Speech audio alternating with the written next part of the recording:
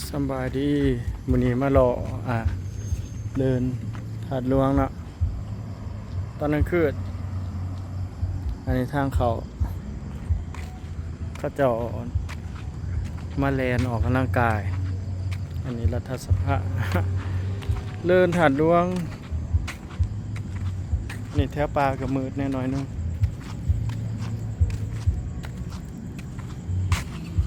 วันนี้จอดรถจอดลากเนาะ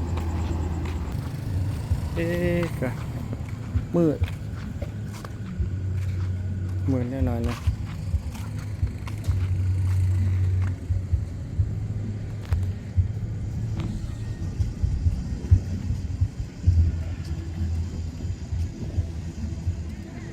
ตอนนี้มันค่ำละคนกับบางเนี่ย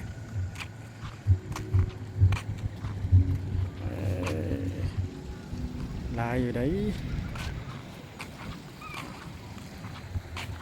เดี๋ยวยางรอเบิ่งรอเบิ่ง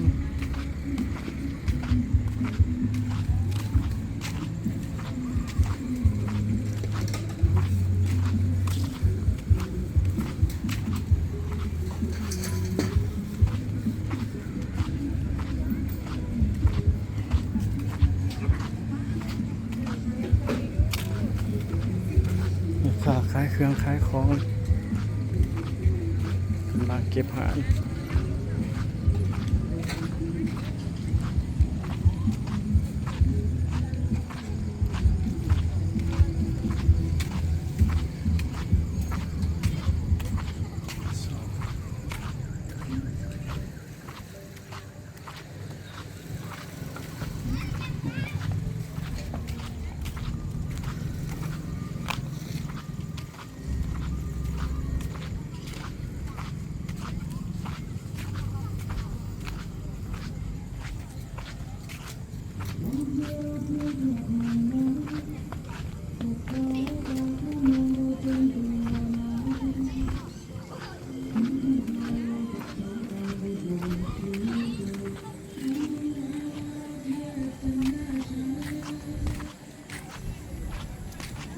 ทั้งข้างบนปลากับมืดแน่น้อยเนี่ย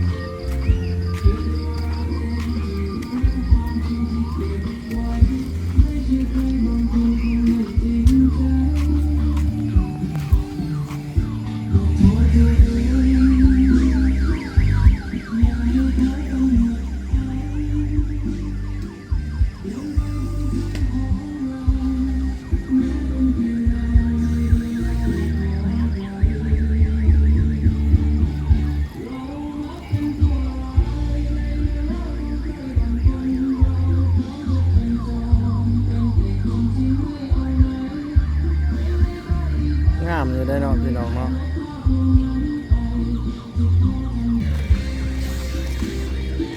เดี๋ยวหาเบิ่ง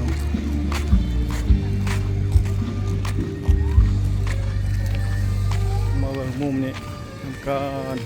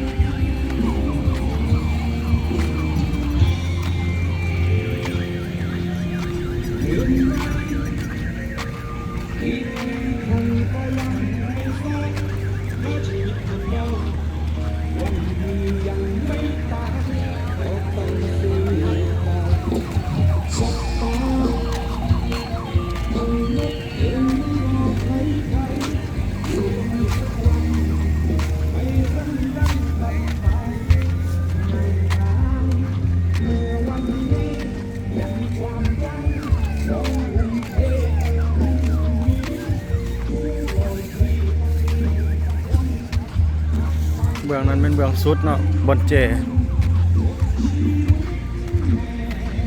ก็ปกติคันเตเว่นนี่แถวนี้เขาเจ้าจะเต้นแอโรบิกนี่วันนี้เนาะบนรถก็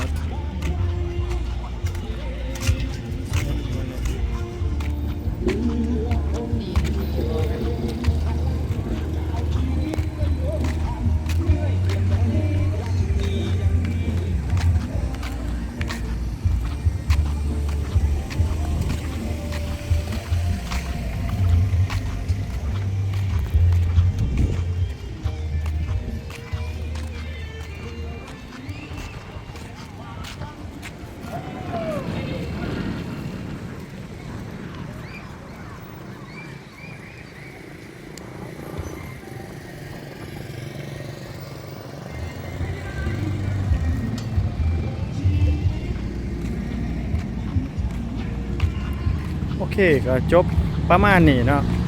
อยู่เดินถาดหลวงตอนกลางคืนช่วงนี้ประมาณ8 โมงเวลาโอเคขอจบคลิปไปเท่านี้เด้อพี่น้องเด้อ